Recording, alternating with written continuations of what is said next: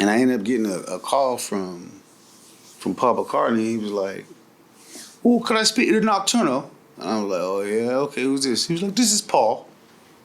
I'm like, "Okay, all right, how you doing, Paul?" He was like, "Yeah, but McCartney."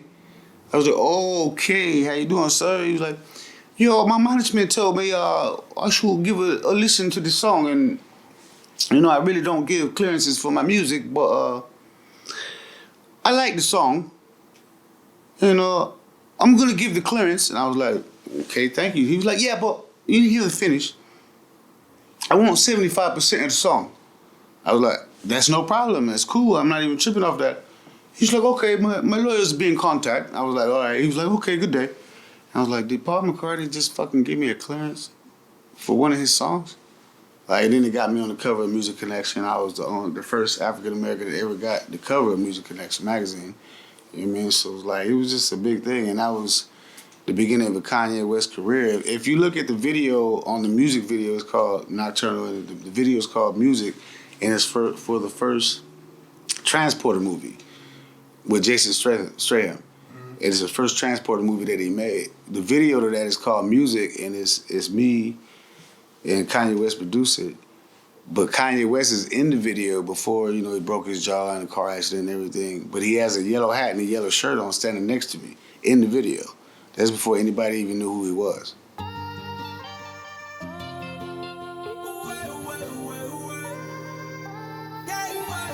Kicking down these doors, I hope it goes right. Please don't try to stop me or that show life. I just hit a lick, I hope it go right. Please don't try to stop me or that show life. Kicking down these doors, I hope it goes right. I just made a play, I hope it goes right. I just hit a lick, I hope it go right. Please don't try to stop me or that show life. Kicking down these doors, I hope it goes right. Keep that glizzy on me, cause I don't fight. I'm gon' smoke this pain away. I'm gon' drink this pain away. Kicking down these doors, I hope it goes right.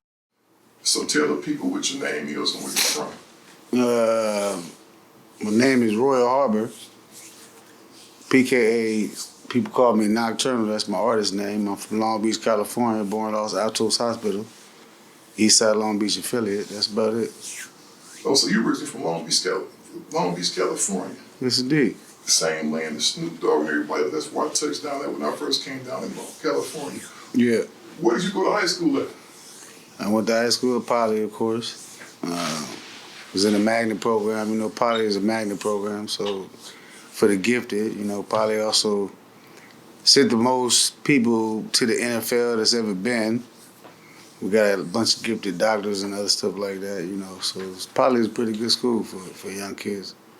Yeah, Poly is known for the academics too as well. A lot of people exactly. Know that. That's what I mean by a magnet program. Exactly. So it's a gifted program. It's a real gifted program. So you being from Long Beach, California, what did you claim 20 insane? I claim to be a human being. Human being, so you didn't gang bang. I didn't say that. That's a nice way to do that question. Right. So you didn't participate. That wasn't your main focus. My main focus was trying to be a human being as humanly possible. Like I was like, we call that, I didn't necessarily fit in with the black kids because I'm mixed, of course. Didn't necessarily fit in with the white kids because I'm mixed, of course. So I just had to try to figure out my own way. Mm-hmm. You know what I mean? I just stuck in between this and that. That's an interesting dynamic. You're being mixed. How was your childhood growing up? Like, how did that impact you? Well, I guess Hitler tried to kill my mom's family, which because my mother is German Jewish, and people from the Caucasus Mountains tried to kill my ancestors on the black side of my family because my dad is black. So I guess I'm Sammy Davis Jr. born all over again, a black Jew.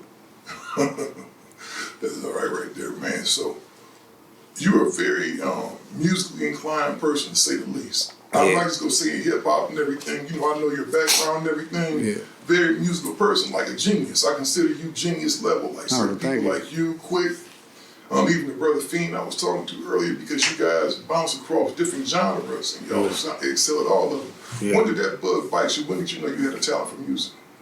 But really, I used to like poetry when I was growing up. Like, you know, like a lot of people, they write, you know, you in grammar school, middle school, or whatever, you like try to write a girl, do you like me, yes or no? No, I wouldn't do that. I just write a poem and just hand it to the girl, and just, if she liked it, she'd be like, oh, that was so sweet. If not, then I know she didn't like me. So, I mean, it wasn't like, do you like me? Can you be my girlfriend, yes or no? I just wrote a poem and just handed it to her.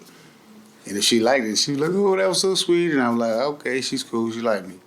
You know what I mean? But so it was really about poetry first. You know, rap is really, I mean, what rap means is recording abstract poetry. So, I mean, I was a poet first. You were a poet first. Do you remember first going in the studio? Yeah. What was your first song? Was it tight? It was with Ahmad. With Ahmad? Yeah, you know, he's from Long Beach. That's one of my favorites. That's the first major recording studio I ever went in. That's when I was like 17, and we was trying to do the back in the day when I was young, I'm not a kid anymore. You know what I mean? People don't understand that. Like, I was back then. You know, Ahmad is one of the first people that came out of Long Beach, whether people know it or not. Ahmad, Domino, you know, Second to None, came from, you know, DJ Quick in Compton, and you got, you know, Domino.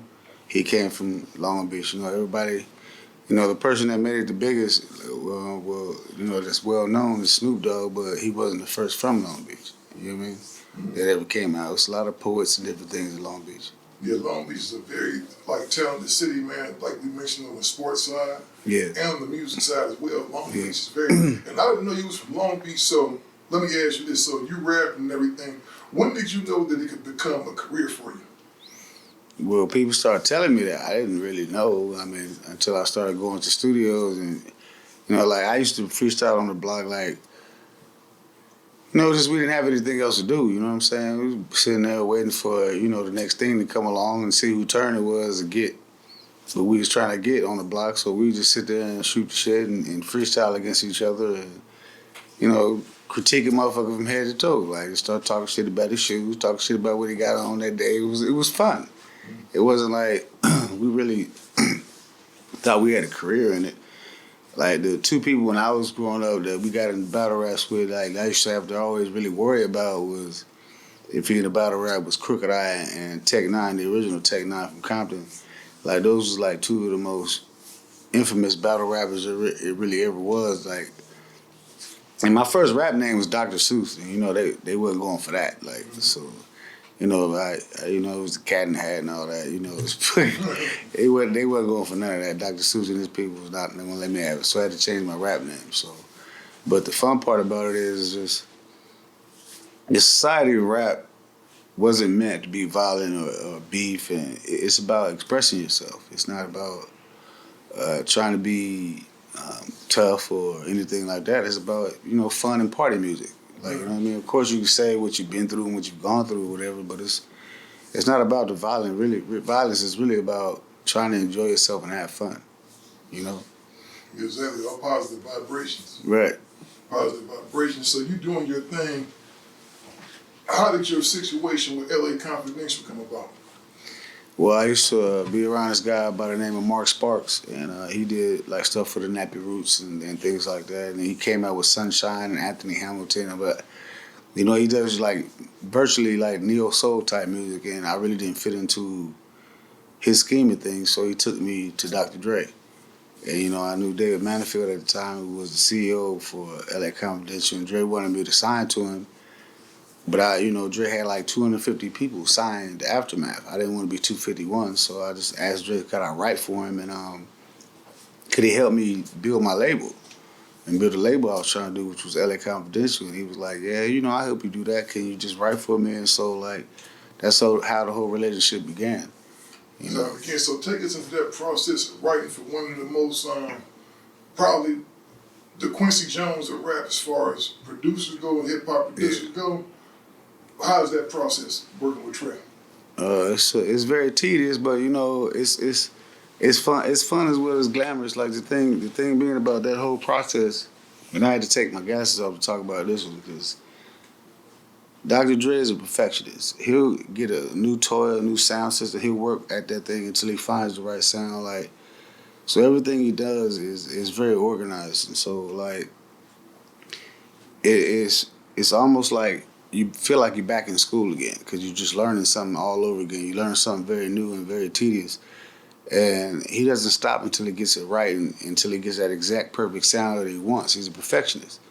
You know, so like dealing with Dre is like dealing with somebody that's a mastermind in what they do. You know what I mean? Because he doesn't take any shorts. He doesn't. If he says he don't like it, he ain't gonna like it. There's many people that's done verses or different things with Dre and they never make it because they didn't stay at it. You know what I mean? Mm-hmm. So when I hear people talk negative about Dre, I just be like, well, maybe it's because they was messing with Dre and Dre just didn't pick their song or something like. Because me and Dre had a good relationship. We still do. He's a good guy. He never let me down. You know what I mean? I'm still here. I'm a living legend. So he's definitely smart about who he puts in the game. Mm-hmm. You know what I mean? That's it right there. So when you were writing for Dre, how many songs you think you guys knocked out? Well, I've done I've done over 100. Ask me how many actually came out. Okay, that was my next question. Out of that right there, so you said you guys did about 100 songs? I know. I've done at least over 100 songs with Dre. And how many of them actually came out? Maybe about 8 or 9. Well, that's a good percentage. So, you're a lot better than some other people I know. Yeah, I know. I'm just saying, like, the fun part about dealing with Dr. Dre is, like, he's open for ideas and different things like that. But, excuse me, if your idea, if it just sucks, it just sucks. And he's just going to let you know that. He's not going to sugarcoat anything. One time I was in the vocal booth, and I thought I was getting everything right. Like, he was like, knock, knock. He always called me. I'd be like, what's up, man? I was in the vocal booth, and he's at the switchboard at the control room, in the control room. He's like, man, I just want to let you know you're dope, man. I was like, oh, man, well, thank you, Dre. He was like, no, I mean out the vocal booth. I said, what the fuck? What did this fool just say to me? So I walked out the vocal booth, and I was like, man, what did you say? He was like, the way that you singing it in here when you rapping it to me is not the way you rapping it on that microphone. You mic shy. And that's what made me throw down the paper that I had in my hand and go back in the vocal booth, and I came up with the verse for Bang Bang on the Chronic album. But I didn't write that verse. You know what I mean? That verse was like a very pivotal point in my life when Dre told me, like, the way that you're writing is not the way that you're saying it. So it sparked the freestyle back into me. You know what I mean? Like, to where I was like, let me go ahead and just go handle this without the pen and the pad. And that's when the verse for Bang Bang came out. That's crazy right there, man. That's crazy. Working with a guy like Dre, would you say you have to put all your ego to the side? Well, first of all, even being in the studio with Dre, I don't see how you would have an ego because you're in there with one of the most prolific producers there is. It's like you should not even walk in there with an ego mentality. You should just walk in there with like, okay, what can I learn? You know what I mean? That's how I approached the whole situation. For a couple years, like people was like, who is that guy? Dre was like, oh, he's just here for me. Like, you know what I mean? He wouldn't put me on blast, and I was just writing for Dre. You know what I mean? And like, it wasn't until after Bang Bang and all that stuff where people start really knowing like, oh, that's Knoc-Turn'al. That's who he is, and he's the one that did this or whatever. And then we started doing the Watch soundtrack, and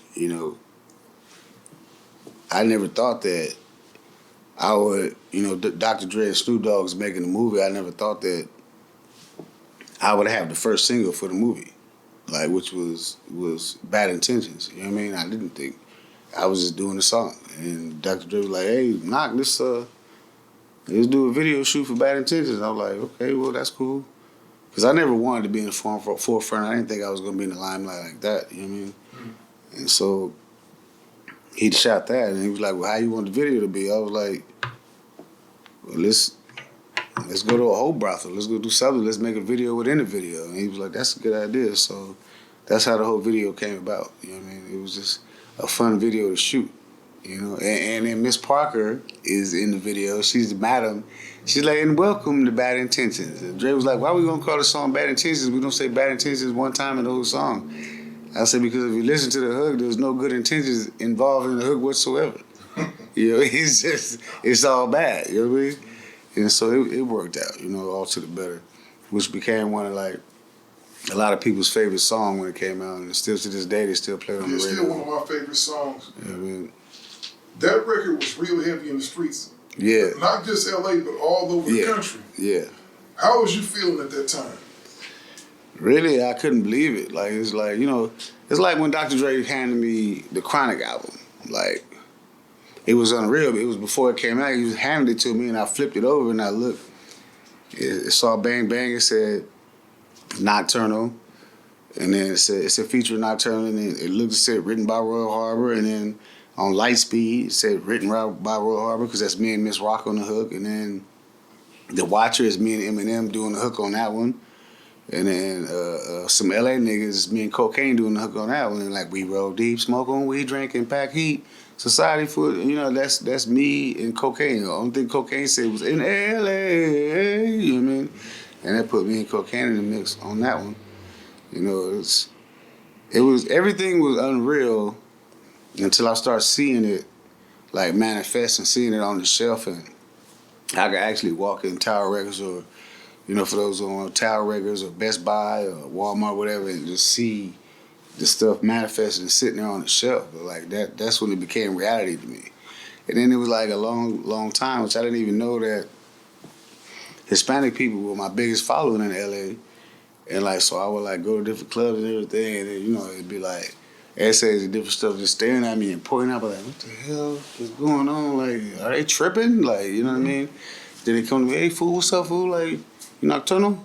And I'm like, yeah. They were like, let's take a picture, man. I'm like, damn, this is a whole different environment, you know what I mean? Like, compared to what I'm used to growing up in the neighborhood and whatever, like, you know what I mean? Exactly. So it was just like, it took some getting used to, but it's all about what you give to people as far as your aura. It's about how you carry yourself. You know what I mean? You start carrying yourself, and like you you feel like you better than somebody mannered, and people start looking at you sideways. You just carry yourself like you're a normal person. You're good, and that's what's helped me to be able to withstand a lot of the turmoil and different things and beef and a lot of the bullshit that people been through, is because I don't walk around like I'm better than anyone.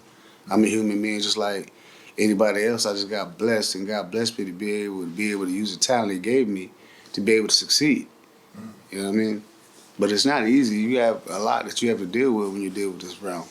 With success and popularity, it's not all good sometimes, because you're used to being able to pretty much, if you want to go to the mall, you can go to the mall, go hang out, do whatever, go to the movies, go out to eat. At a certain point, when you have a certain level of fame, that anonymity kind of diminishes and goes away. Was that kind of hard for you at times? Yeah, but well, first of all, my mom told me, which was funny. She said, "You sure, son, that you want to, go into the entertainment and be, a rapper or whatever? Like, you don't even like people. Like," she was like, "You've been a hermit your whole life. Like, you don't even like being around people. You don't even like people. You should be," she said, "You know what you should be." And I was like, "What, Mom?" She was like, "You should be a mailman. At least you ain't got to talk to nobody." Like, my mom is funny. I love her so much. She has me laughing, even still to this day. God bless her soul. She ain't resting, and hopefully she does it anytime soon. But anyway, the transition of that was just accepting it when it was coming, because I never thought that I would be in the limelight or be a professional rapper. I never, it's not what I was seeking out to be. I wanted to be a scientist or a mathematician when I was growing up. I wanted to be one of them smart niggas, and I settled to be a rapper.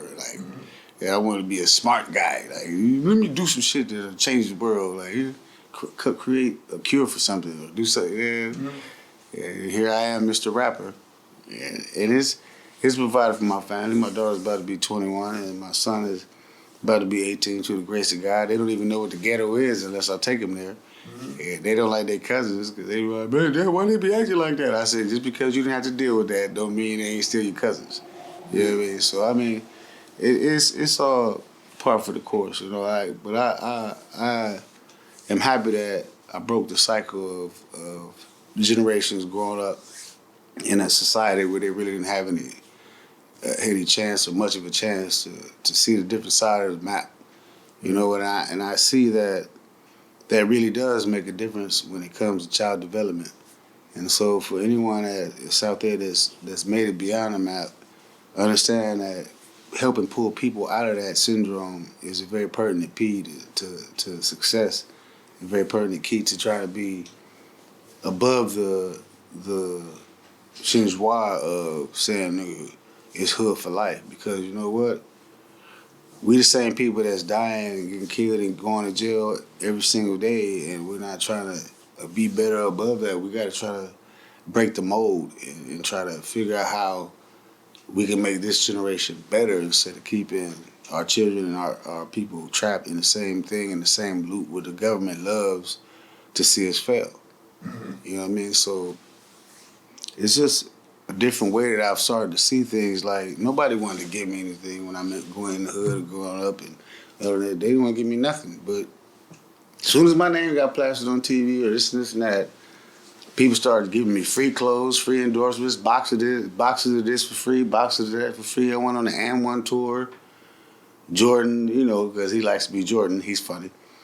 He sent me a whole box of Jordan tennis shoes and outfits that match and hats to wear on the AND1 tour. Like, just because he's being funny. Mm-hmm. He didn't want me to wear the AND1 stuff on AND1 tour. He wanted me to wear his Jordan stuff. Mm-hmm. You know what I mean? So, like, it's just different modes and different things you can see. You know, I've been traveling for like about 20 years, and it's fun being able to see the world. Like, you don't realize how big this generation and this world really is until you go see the different karma of people, and you start understanding, like, wow, how can you be stuck in one place and not want to go get money if you know everywhere you go, it's money there. Exactly. You know what I mean? So it's money to be made. You just have to be willing to go get it. Exactly. You know what I mean? Kanye West.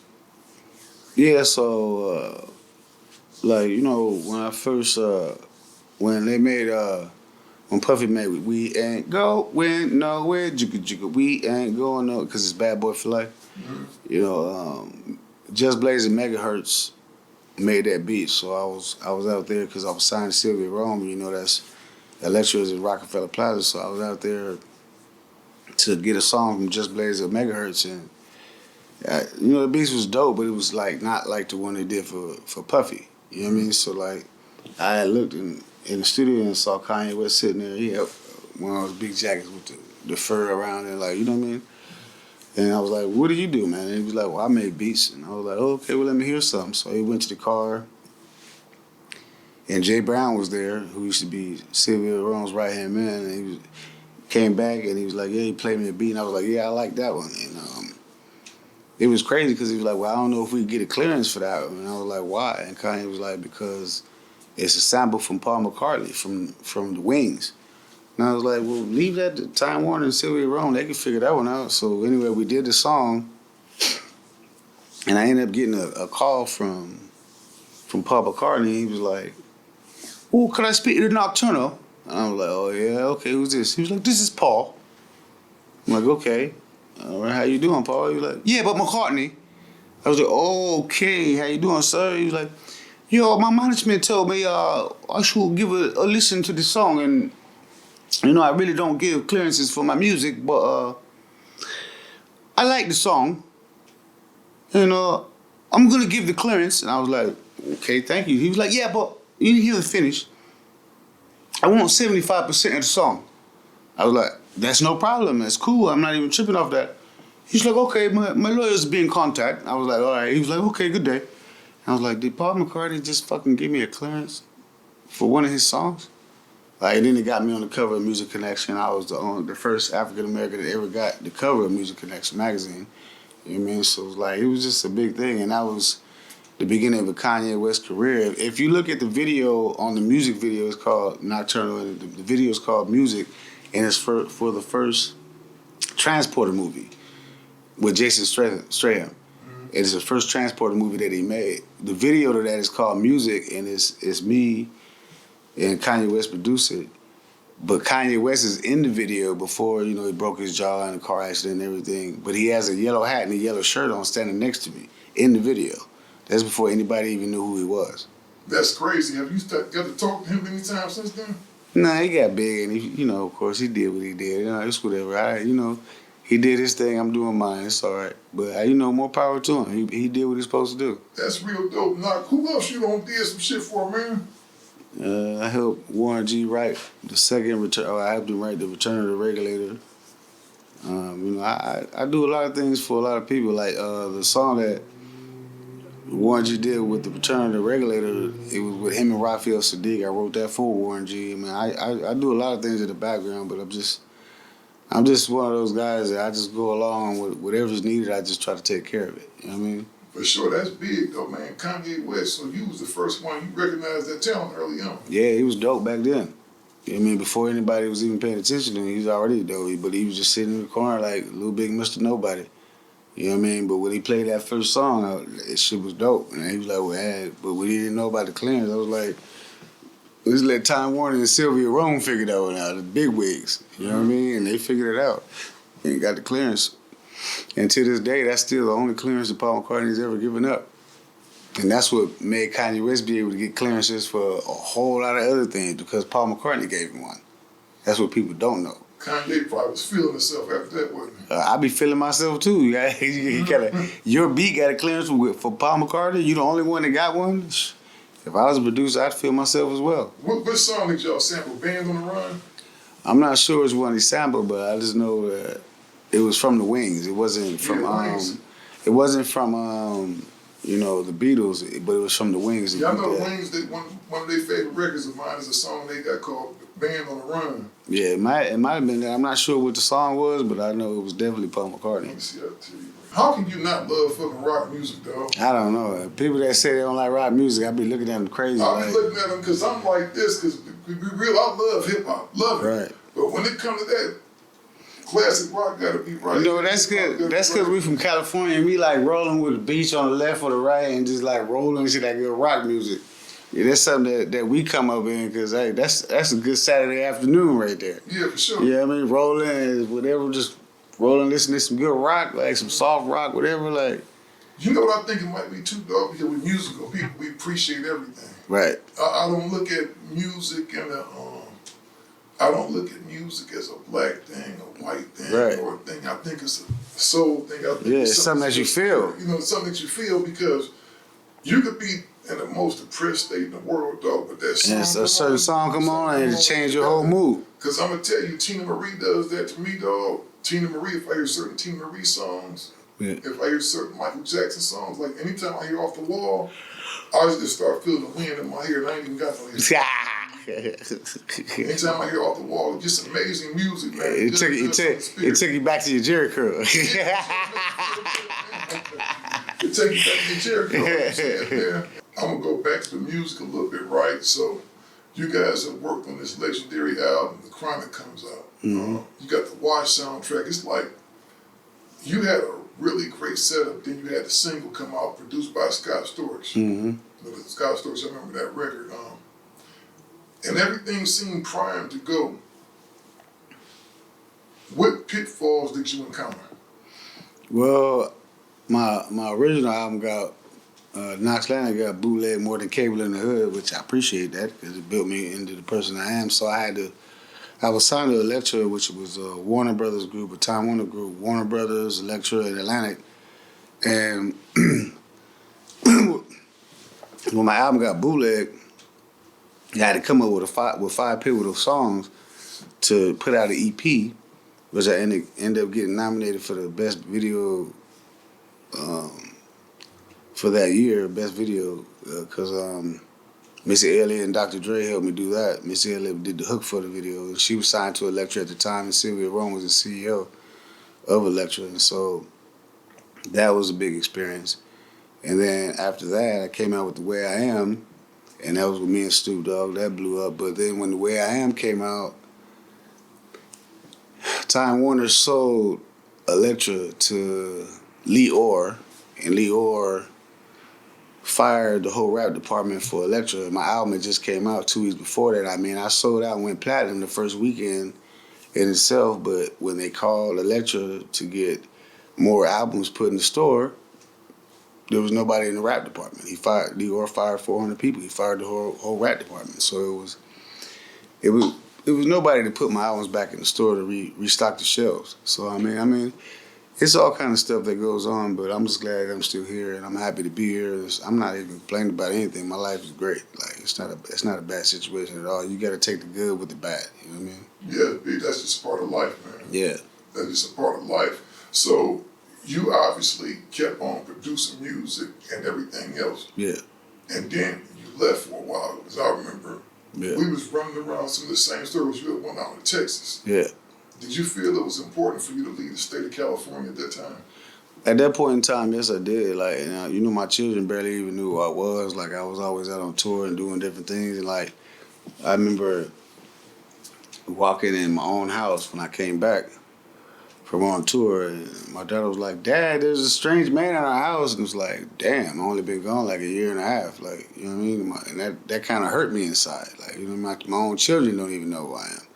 You know what I mean? So I had to regroup and step back for a minute and try to evaluate what I'm really doing. Am I going to be there for my children, or what am I going to do with myself? So I still went and did what I had to do and still help people and all of that. But I had to realize that I needed to be an important part of my children's life. You know what I mean? As a man. Mm-hmm. You know, I came up from a broken household. My mother and father separated at 11. I didn't want my children to be like that. Mm-hmm. You know what I mean? Let's talk about that, man. How important is that coming up, man? Do the things that happen, how much do the things that you went through as a youngster impact who you are today? I'm not talking about Knoc-Turn'al, I'm talking about Royal. Well, it built the man that you see before you today. It built me to be a strong person, but you know, I'm a tourist, so I was always stubborn. I never really listened to anybody. And it took me through a lot of grief and turmoil in life because I was hard-headed. You know what I mean? But the thing being is, I always had my father that I could revert to, and you know, he's a militant. He's a Black Panther. My father is Willie Harvey Jr. He's a well-known, you know, militant and everything. But just the structure of him, I appreciated that, and the structure of my mother, I appreciated that. The thing about that is that if I wasn't so rebellious as a child, then I'd probably progressed a lot easier in my young adulthood. You know what I mean? Of course, you know, I went to jail because I was being young and stupid. I went to the pen for a while and all of that. Like, but that just built the character that you see before me to this day. I wouldn't, by me going through those life experiences, I wouldn't wish bad on anybody, but it built me to be stronger if people could understand that. Like, it built my mentality in a way to where now that I'm sitting here at 46 years young, I know that I didn't go through all of that for nothing. You know what I mean? I'm sitting here, people consider me to be a living legend. I just consider myself to be a man that God still allows to suck air. You know what I mean? And, you know, I'm just happy with the way that my life is going. You know exactly. what I mean? You know, I got a whole bunch of partners, man. That's unfortunate when you, as a Black man, you got almost everybody you know has done time in the penitentiary. Right. Let's talk about how much time did you have to do? 4 years, 8 months, and 16 days. You know, that's funny, man. Everybody I talk to was in a pen, they can rattle their time off that they did to the second. Yeah, I was gonna say 16 hours and 32 seconds, but when I was walking out, the CEO told me, he was like, "Yeah, man, have a good vacation. See you later." I said, "What the fuck you just say to me?" I was like, "No, you won't see me later," and I ain't been back to the pen since. So so with the time you did, what was you in there for? Robbery. Trying to rob somebody. Let me ask you this, man. The politics in jail is its own separate society. Right. What is the biggest adjustment you had to make when you first went in? Well, I had to accept the fact that I was protected by the nation because of my father. Mm-hmm. You know what I mean? So, like, when I went in, you know, here I am, you know, young, young, and just hot-headed, like, and the nation immediately grabbed me and scooped me up and was like, "Your dad is Willie Harvey Jr." I'm like, "Yeah." They were like, "You need to come this way." And so I had to embrace that side of my family off top. I didn't have a choice. You know what I mean? That's where I learned how to speak more Arabic, learn about my prayers and everything like that. Like, that was a crucial time in my life that built me. You know what I mean? It wasn't chaos and craziness. It was more structure. You know what I mean? Because they immediately grabbed me and it was like, and took me under their wing. It was like, you know what I mean? Like, you need to do this, you need to go to mosque, you need to do this, you need to learn, and you need to learn, and you need to learn. So, like, that was a big learning process for me. So you had a structured time in there then? Yeah, it wasn't a fun or play time. It was like learn time. Learn you something. Learn your stupid ass something so you don't come back. You know what I mean? Exactly. You know what I Was mean? that your time, when you, during the course of you doing time in there, was that your only thought? Was like, I'm never coming back here again? Well, my thought was, what can I do when I get out of here to succeed? Because it taught me a great deal of value of myself, as far as just being a person that actually had the luxury of being able to get out. It was one of my homies from the hood. He was there. He was a lifer. His name was Crybaby. We call him Crybaby. And he was a lifer. He didn't get out till like maybe about 4 or 5 years ago. And I've been out since I was 24, almost 25. And he just now got out 5 years ago. You know what I mean? So when I went in there, he was already a lifer. You know what I mean? And he didn't even do the crime, like, so. But, I mean, that's neither here nor there, but the whole point being is to know that he's out and everything. Like, he did like maybe 27 years. Wow. You know what I mean? He's out, you know, so, I mean, he did what he had to do, but he honestly didn't do it. He has a twin brother, and he just didn't snitch. So, I mean. He just didn't say nothing, man. Yeah. And then, especially in there, that's a no-no. In there and out here. I'm just saying that was his brother. He didn't tell him his brother, and the lady said, yeah, that's him, but he had a twin brother. I mean, it happened the way it happened. You know That's what I the mean? way it happened. He just did time. He just did the time. So, as far as Knoc-Turn'al, what does Knoc-Turn'al have going on now? What is Knoc-Turn'al into right now? My God, like 8. I had 10 already turned into. I had a 10 movie soundtrack deal with Mayhem Films and Robert Parham as a director. I turned 2 in the soundtracks. I just got best score in a film for 2021 and best soundtrack for a film. The name of the film is coming out. It's called Mad as Hell. Then I got a deal with Jubico Entertainment LLC, and I'm doing an EP for them right now. This label that's up and coming with a guy named Pat and another guy by the name of Mash. You know, they're good people. And then we got what's the music producers. Yeah, the Cook-Up Committee. Yeah, it's got DK and Meezy. They some good guys right there. I don't know. Things is like really like my thing with the soundtracks is it's my time to give back to the people that need to get on. So I'm not worried about who's a star, who's this and that. So when I'm doing these soundtracks, I'm getting new talent and different people that are young. And the director, he lets me pick the songs. I send them to him, and if he feels like that he wants to put them songs in the movie, then he puts it on soundtrack, and I arrange the soundtrack, then we put it out. You know what I mean? So it's a bunch of new talent that I got that I'm putting on that I can help, and that's what my job is right now, is to give back the way I received. Give back, man. You definitely need to be out there, and definitely need to be out there. We need your presence back in the industry because you brought some beautiful music to the planet, brought some really good energy, and is that something that you look at pursuing again, man? Like probably possibly developing other talent and stuff like that? Oh yeah, of course. I'm always here to help any way possible. I think the industry has gotten away of looking at the character of people and just start putting whoever they feel like on, and that's not something that I choose to do when I'm dealing with somebody. I want somebody that's really serious about doing and serious about their craft instead of somebody just like, you know, I'm not into the FAD rappers, like this one hit wonders and all that. I want somebody that's really serious about their craft. You know what I mean? And like really want to put a lot into it, because you ask a lot of people, I'm like a studio rat. I go in the studio and stay in there a week and come out with like 13, 14 songs. You know what I mean? Done already. Like, but you know, it's like people that go in there and they be, oh yeah, that's the shit. Every song they make is the shit. I mean, let somebody else suck your dick. Stop sucking your own dick. Like, you know, these motherfuckers run around thinking they dope because they went family. Yeah, because they family listening to them. They think they're dope. Like, what the fuck? Like, go get a plaque or something. Go get on the Billboard charts. Be on the top of the top 200 people in the world that's actually made something, and have your name be amongst the top 200 people in the world, and then say you did something. I mean, let somebody else suck your dick. Don't suck your own dick for real. What, you got 2 ribs removed, and you sucking your own dick? Go out there and see how the world take it. Yeah, for sure. I always ask at the end of every interview, I always ask a profound question. If you could change one thing about yourself, what would you change? One thing? If I could change one thing about myself, I would change not going to college. That's it, man. I appreciate you. Because if I had went to college, then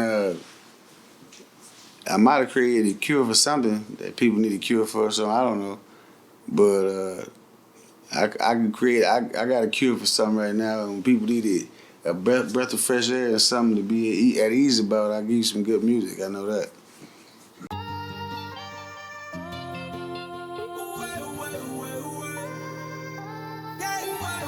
Kicking down these doors, I hope it goes right.